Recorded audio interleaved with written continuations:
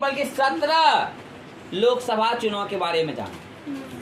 कभी कभी आपने देखा कि जो 5 साल पे होने वाली चुनाव बीच में ही आपको हो गई, तो आपने जाना था कितना लोकसभा चुनाव 17। जो पहला कब हुआ 52 में, दूसरा कब हुआ 1957 में, तीसरा कब हुआ और चौथा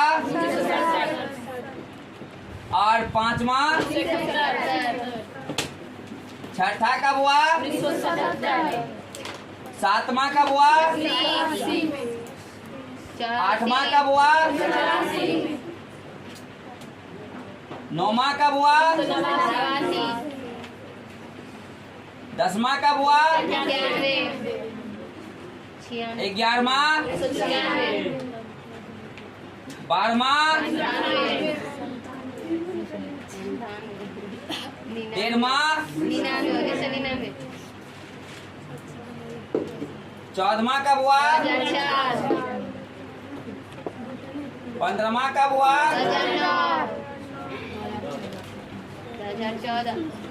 16वां, 17वां,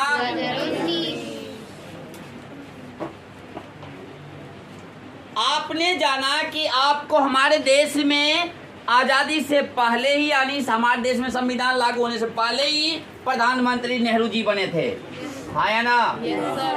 नेहरू जी का आपने पूरा नाम जाना था, पंडित जवाहरलाल नेहरू, जो यूपी के थे, हाँ या ना? मोतीलाल नेहरू के पुत्र। ये आपको 1964 ईस्वी तक हमारे भारत के प्रधानमंत्री रहे। कब तक? यानी वो हम लोगों को बात करना है संविधान लागू होने से पहले की पद्धति को, जब संविधान पढ़ेंगे तभी। अर्थात आपको 52 से, लेकिन चुनाव के माध्यम से आपको चुने गए हैं। कब से?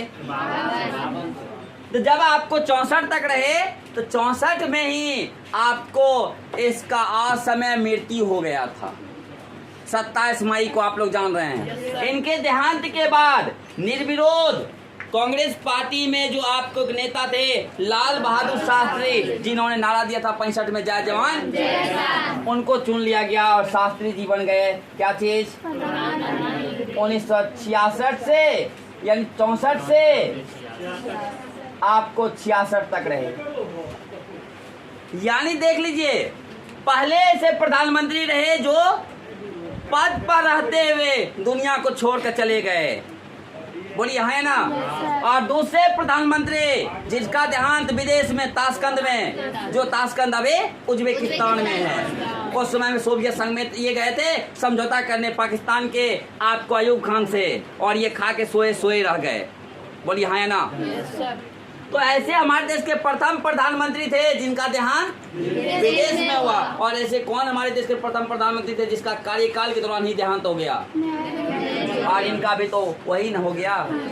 इसके बाद आपको इनके ही पुत्री इंदिरा गांधी आपको क्या बने, और 1966 में बने। ये 77 तक रही। कहाँ तक? उसके बाद आपको याद कीजिएगा, 75 में आपातकाल लागू की थी और 77 में इनकी हार हो गई। याद कीजिए क्या हो गया था? और हार के बाद आपको प्रधानमंत्री मोरारजी देसाई, क्योंकि जनता पार्टी यहाँ सफलता प्राप्त किया था, तो आपको मोरारजी देसाई, और आप जानते हैं मोरारजी देसाई के बारे में, ये हमारे भारत के प्रथम गैर कांग्रेसी प्रधानमंत्री, क्योंकि इससे पहले सिर्फ कांग्रेस। ये आपको 1900 कब से कब तक? 79 तक। गठबंधन तो आप भी जानते हैं टूट जाती है कब क्या। अभी वर्तमान में भी आप देख रहे हैं हमारे बिहार की स्थिति को, कि अभी नीतीश कुमार मुख्यमंत्री जेडीयू से, उसके साथ भाजपा है, लेकिन सुनने के लिए मिल रहा है कि हो सकता है कि आपको जेडीयू राजद से ना मिल जाए। तो आपको यहीं पर चौधरी चरण सिंह प्रधानमंत्री बने। इनके साथ मिलकर के चौधरी चरण सिंह कांग्रेस से मिलकर के प्रधानमंत्री बन गए। लेकिन ये ज़्यादा समय नहीं, 1979 में बने और 80 में इनका भी कार्यकाल, यानी कहने का मतलब है कि गठबंधन टूट गया। मात्र 4 महीना रहे थे और 80 में फिर से चुनाव हुआ। आप देख ही रहे हैं, बोलिए हाँ या ना? तो 80 में चुनाव हुआ, इंदिरा गांधी पुनः सत्ता पर कायम हो गई। और ये कब से कब तक? 80 से 84, रहता 85 तक, लेकिन इंदिरा गांधी का हत्या कर दिया गया था ना 31 अक्टूबर 1984 ईस्वी को इंदिरा गांधी का हत्या कर दिया गया, जिस वजह से आपने सुना होगा हमारे देश में सिख विरोधी दंगे भी हुए थे 84 में। इंदिरा गांधी के देहांत के बाद फिर से चुनाव हो जाता है, कब? 1984 में। और जैसे 84 में होता, इसके ही पुत्र राजीव गांधी, कौन? 1984 में प्रधानमंत्री बनते, और ये कब तक? 89 तक। और मैंने कहा था 89 गठबंधन युग की शुरुआत होती है, क्योंकि यहाँ से कांग्रेस को पूर्ण बहुमत नहीं मिल पाता है। किसको? और आपको यहीं से कांग्रेस की कही जाती है कि आपको हार या कांग्रेस का पतन आरंभ होता है। और यहीं से एक नई पार्टी, जिसको अभी आप वर्तमान में देख रहे हैं कि पूरे राष्ट्रीय स्तर में आपको सबसे बड़ी पार्टी उभर के आई है भाजपा, यहीं से कहता है कि उसका उदय और कांग्रेस का पतन आरंभ होता है 1989 ईस्वी से। 1989 ईस्वी में, लेकिन 1989 ईस्वी में आपको बनते हैं प्रधानमंत्री कौन? वीपी सिंह। 1989 से 90 ईस्वी तक वीपी सिंह का अगर नाम आप पूरा जाने तो विश्वनाथ प्रसाद सिंह। क्या नाम? विश्वनाथ प्रसाद सिंह। और ये कब से कब तक रहे? और ये आपको भाजपा के समर्थन में सरकार बनाए थे, कौन? और इसके बाद अगर आप बात करें तो आपको 90 से 91 कौन? चंद्रशेखर। और चंद्रशेखर की बात करें तो इसको भी जनता पार्टी ने यानी आपको समर्थन दिया, जिस वजह से आपको 90 से ये कब तक रहे? 91 ईस्वी तक। 90 से 91 ईस्वी तक आपको क्या रहे? लेकिन कार्यकाल लंबे समय नहीं। यहाँ पर पुनः चुनाव होता है। क्या होता है? और यहाँ पर चुनाव में फिर सत्ता बदल जाती है। कहने का मतलब है कि यहाँ प्रधानमंत्री कौन बनते हैं? नरसिम्हा राव। और ये 1900 कब बने और कब तक रहे? 96 ईस्वी तक। अगर बात करें कि ये इसको कांग्रेस पार्टी के समर्थन में इनकी सरकार हुआ, नरसिम्हा राव किस पार्टी की तरफ से? कांग्रेस पार्टी की तरफ से आपको प्रधानमंत्री पद को आपको प्राप्त किए। कब तक? यहीं पर आपने देखा कि भाजपा अल्पमत में, यानी भाजपा के तरफ से आपको सरकार तो बनी, लेकिन आपको अल्प समय के लिए। किसका? अटल बिहारी वाजपेयी का। 96 से 96 कहा जाता है बहुत कम समय के लिए प्रधानमंत्री बने। कौन? और अटल बिहारी वाजपेयी। यहाँ पर यह अगर पूछ दे आपको कि भारत में सबसे कम समय काल किस प्रधानमंत्री का रहा या कार्यकाल, तो अटल बिहारी वाजपेयी का रहा। इसके अलावा अगर बात करें तो आपको 96 से 96 है। इसके अलावा अगले प्रधानमंत्री कौन बने? HD देवगौड़ा। आप इसका नाम जानते हैं? आपको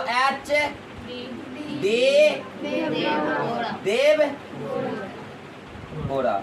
ये आपको 1996 से कब तक रहे? 1997 ईस्वी तक रहे। कौन?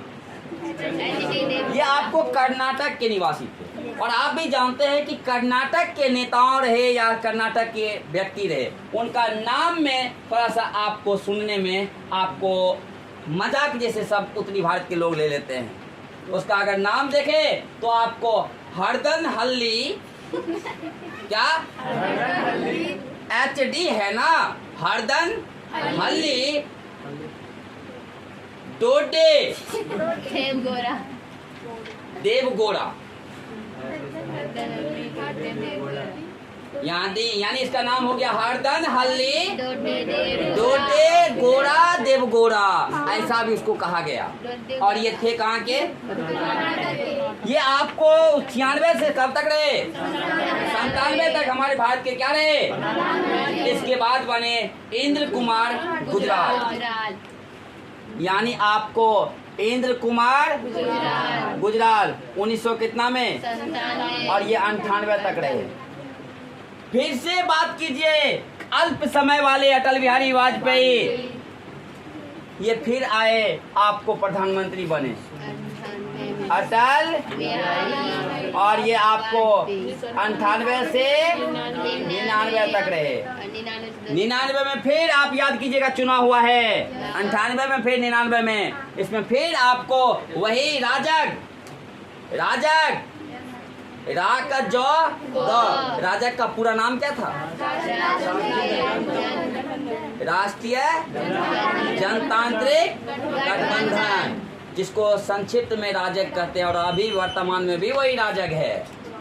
तो आपको इसी के तहत आपको अटल बिहारी वाजपेयी फिर से बनते हैं 1999 में प्रधानमंत्री, और रहते हैं 2004 में आपको याद कीजिएगा मनमोहन सिंह,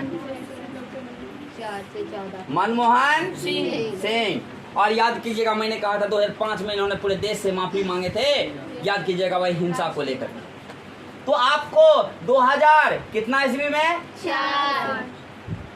संप्रग, यानी आपने कहा था संयुक्त प्रगतिशील गठबंधन कांग्रेस ने बनाया था, यानी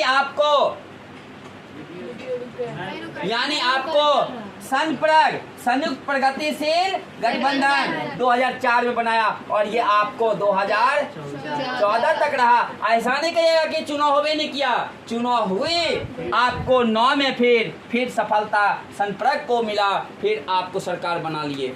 लेकिन 2000 जब 14 आया ना, तो यहाँ पर आपको विभिन्न समस्याओं देश में खड़ी थी, लोगों ने सरकार को बदलना चाहा, आपको 14 के चुनाव में लाए, आपको किसको? मनमोहन सिंह को। अभी वर्तमान में हमारे देश के जो प्रधानमंत्री हैं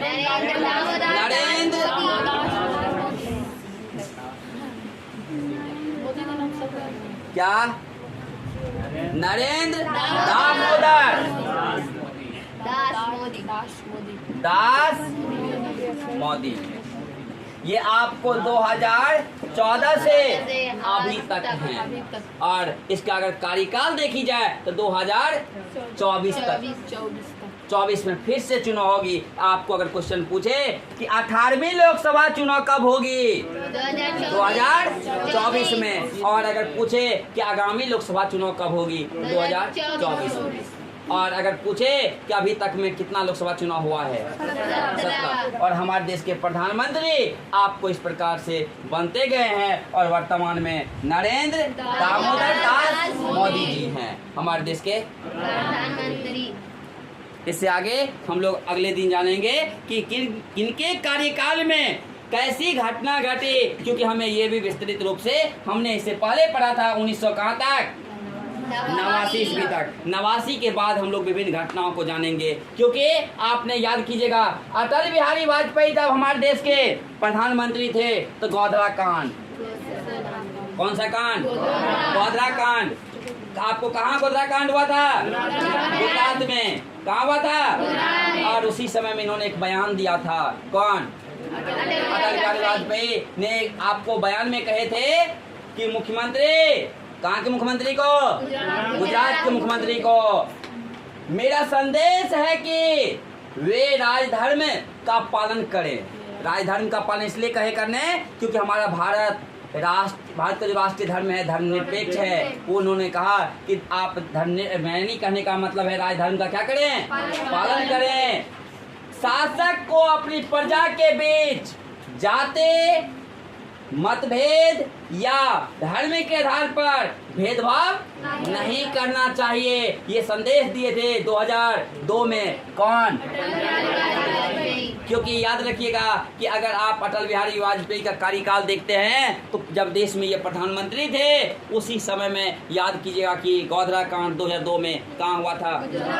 गुजरात में। और इसी 2002 में जो गोधरा कांड हुआ था जिसमें आपने पढ़ा कि ट्रेन के बोगी में गोधरा नामक स्टेशन पर आग लगी थी, जिसमें 57 लोग मारे गए, यानी जल गए ट्रेन के बोगी में ही और मर गए। इस वजह से आपको हिंदू और मुस्लिम के बीच दंगा हुआ था, जो गोधरा कांड के नाम से इतिहास के पन्नों में छप गई। और गोधरा कांड आज भी लोग अगर सुनता है तो याद करता है हिंदू मुस्लिम दंगा, जिसमें कि आपने सुना 1100 प्लस लोगों की मौत हुई थी और उसमें अधिकांश आपको मुसलमान मारे गए थे, और वो भी एक शक के आधार पर, जिसकी ज़िंदगी में कहीं कोई इलाज नहीं है। इसलिए हम लोग इससे आगे वाली घटनाओं को अगले दिन जानेंगे।